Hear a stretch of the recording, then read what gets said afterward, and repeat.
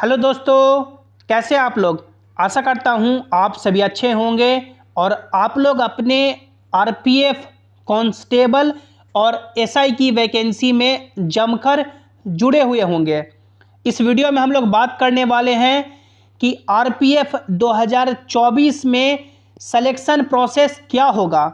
यानी कि चाहे आप लोग कांस्टेबल की तैयारी कर रहे हैं या एसआई की तैयारी कर रहे हैं आरपीएफ में, तो पूरा फुल सिलेक्शन प्रोसेस क्या होगा, कितने एग्ज़ाम लिए जाएंगे, एग्ज़ाम का पैटर्न क्या होगा, एज लिमिट क्या रखी गई है, फिजिकल एफिशिएंसी टेस्ट का क्या क्राइटेरिया है, किस पे मिलाकर के मेरिट बनेगा, मेरिट कैसे तैयार होगा और 2024 में सिलेक्शन का क्या मंत्र है, क्या फुल स्ट्रैटेजी है।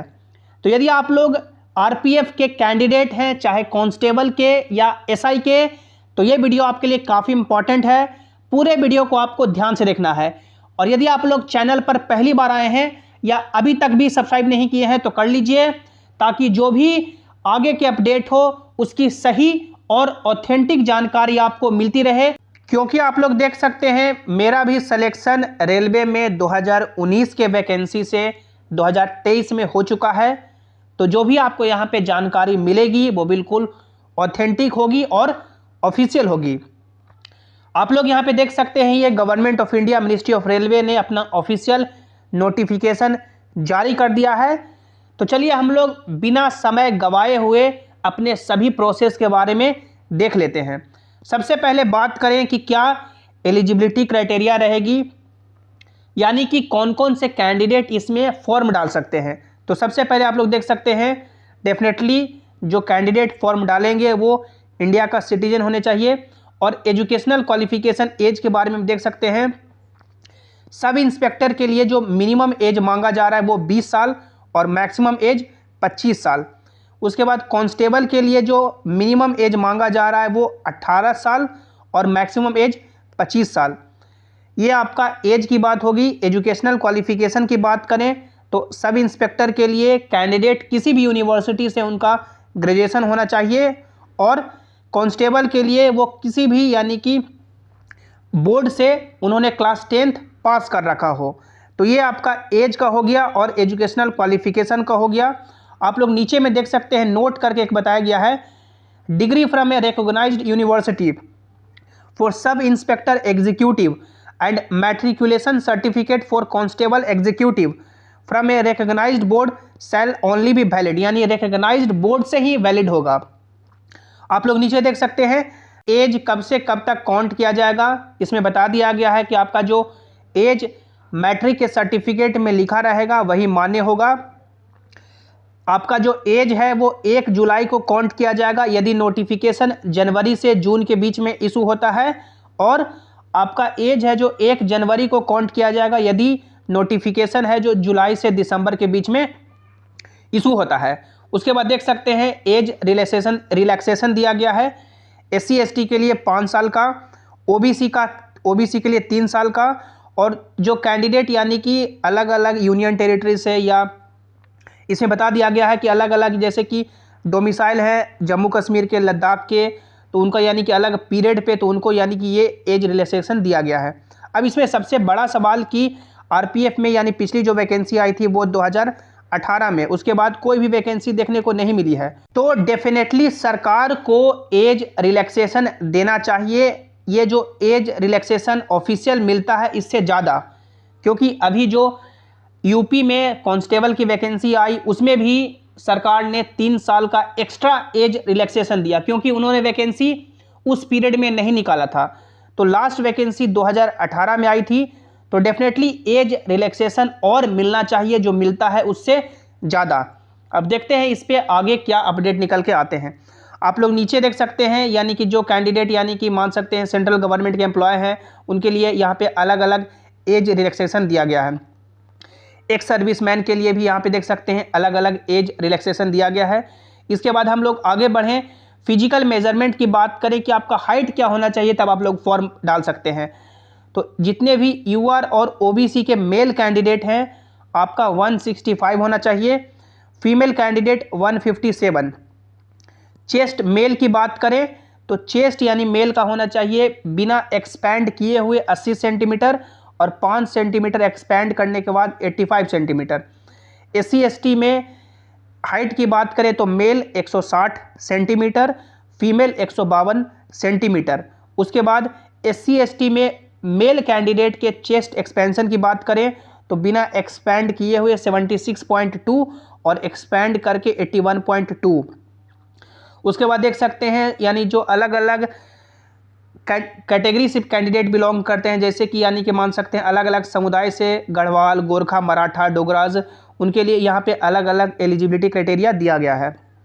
सबसे पहले आप लोग यहाँ पे एक बात नोट कर लेंगे कि चाहे कांस्टेबल की बात करें या सब इंस्पेक्टर की बात करें, एग्ज़ाम पैटर्न आपका सेम होगा लेकिन डिफ़िकल्टी लेवल आपका बढ़ जाएगा। जैसे आप लोग यहाँ पे देख सकते हैं कंप्यूटर बेस्ड टेस्ट में RRB आपका कंडक्ट कराएगी। उसके बाद देख सकते हैं यानी कि ये 4th पॉइंट सबसे इंपॉर्टेंट आपके लिए हो जाता है कि the standard of examination for sub inspector, यानी SI का जो एग्ज़ाम होगा वो ग्रेजुएशन लेवल के यानी बेस्ट होगा और कांस्टेबल का जो एग्ज़ाम होगा वो 10th लेवल के बेस्ट होगा। लेकिन जो सवाल पूछे जाते हैं कांस्टेबल की बात करें या SI की बात करें, अभी के दौर में लगभग सेम ही होता है। यदि आप लोग तैयारी ढंग से अच्छे से करेंगे तो आपका कांस्टेबल का और SI का दोनों का तैयारी साथ में हो जाएगा। एग्ज़ाम पैटर्न की बात करें तो आपका एक ही एग्ज़ाम होगा, CBT 1 होगा बस। उसके बाद आपका फिजिकल एफिशिएंसी टेस्ट होता है, मेडिकल होता है, आपका मेरिट आपका कंप्यूटर बेस्ड टेस्ट पे ही बनता है। आप लोग यहाँ पे देख सकते हैं सब इंस्पेक्टर की बात करें या कांस्टेबल की बात करें, आपको 1.5 घंटे का समय दिया जाएगा। दोनों में 120 सवाल पूछे जाएंगे, जिसमें दोनों में जनरल अवेयरनेस से 50 सवाल रहेंगे, मैथ से 35 सवाल रहेंगे और रीजनिंग से 35 सवाल रहेंगे। ये आपका जो 70 नंबर का जो हो गया, ये आपका मान सकते हैं लगभग हर कैंडिडेट, ये जो 70 क्वेश्चन है हर कैंडिडेट करेगा। लेकिन ये जो आपका 50 क्वेश्चन हो गया जनरल अवेयरनेस में, जिसमें करंट अफेयर और GK जो आपका स्टैटिक पोर्शन है, यही आपका सिलेक्शन दिलाएगा, यही आपका मेरिट लगाएगा।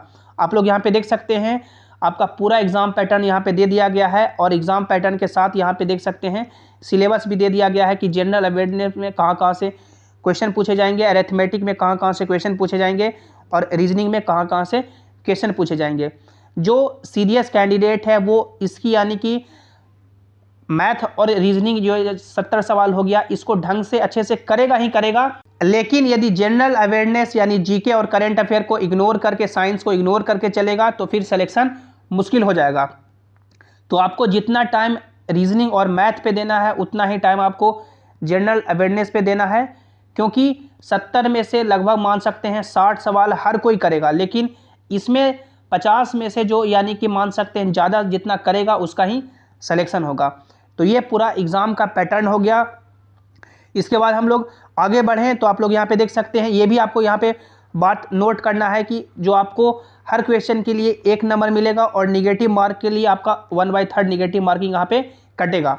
इसके बाद देख सकते हैं finalisation of process after computer based test, यानी आप लोगों ने एग्ज़ाम दिया उसके बाद आपका मान सकते हैं रिजल्ट RRB निकालेगी और उसी रिजल्ट के बेसिस पे आपका फिजिकल एफिशिएंसी टेस्ट और मेडिकल एफिशिएंसी टेस्ट के लिए बुलाया जाएगा, जिसमें आप लोग यहाँ पे देख सकते हैं for the post of constable, executive और सब इंस्पेक्टर के लिए जो वैकेंसी है उसका 10 गुना आपका रिजल्ट दिया जाएगा और 10 गुना कैंडिडेट को फिजिकल एफिशिएंसी टेस्ट और PMT के लिए बुलाया जाएगा, जिसमें आप लोग यहाँ पे देख सकते हैं result of CBT shall be upload, यानी कि आपके वेबसाइट पे अपलोड किया जाएगा। उसके बाद आपका PET और डॉक्यूमेंट वेरिफिकेशन प्रोसेस आगे चलेंगे।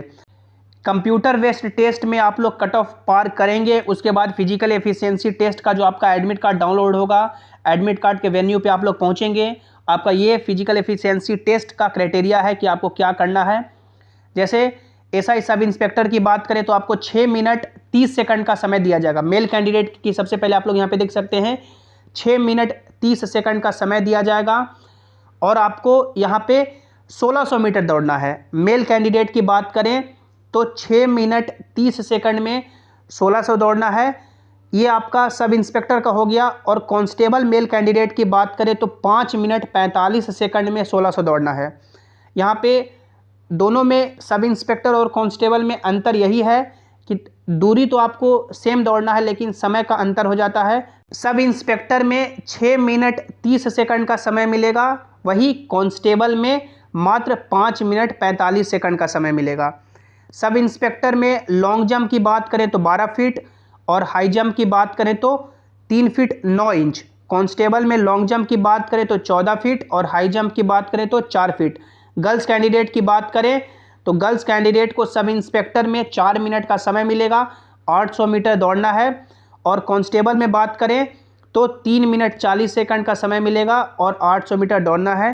गर्ल्स कैंडिडेट की बात करें तो लॉन्ग जंप में 9 फीट सब इंस्पेक्टर के लिए लगाना होगा और 3 feet high jump. Girls candidate constable की बात करें तो 9 फीट और हाई जंप आपका 3 फीट। तो ये आपका पूरा एलिजिबिलिटी क्राइटेरिया है, पूरा सिलेक्शन प्रोसेस है। तो लेकिन सबसे इंपॉर्टेंट आपका ये है कि आपको ये जो मान सकते हैं, नीचे आप लोग देख सकते हैं कैंडिडेट मस्ट क्वालिफाई, यानी कि ये सिर्फ क्वालिफाइंग नेचर का है। जो फिजिकल एफिशिएंसी टेस्ट है वो आपका क्वालिफाइंग नेचर का है। मेरिट जो आपका लगेगा वो आपका कंप्यूटर बेस्ड टेस्ट से ही लगेगा। ये सिर्फ यानी कैंडिडेट, हर कैंडिडेट को पास होना होगा तभी उनका आगे मेरिट के लिए नाम बढ़ेगा। तो ये पूरा प्रोसेस है। आई होप आप लोग अपनी तैयारी में जुड़े हुए होंगे। जो भी आगे के फर्दर अपडेट होंगे सबसे पहले आपको यहाँ पे मिलेंगे। तो आशा करता हूँ आप लोगों ने चैनल को सब्सक्राइब किया होगा, वीडियो को लाइक किया होगा और अपने दोस्तों के साथ शेयर किया होगा। और सभी इंपॉर्टेंट अपडेट के लिए आप लोग टेलीग्राम जेसिंग क्लासेस से जरूर ज्वाइन हो जाएं, ताकि जो भी अपडेट हो, जो भी नोटिस हो, यहाँ पर आपको मिल सके। मिलते हैं अगली वीडियो में। Thanks for watching, have an awesome day.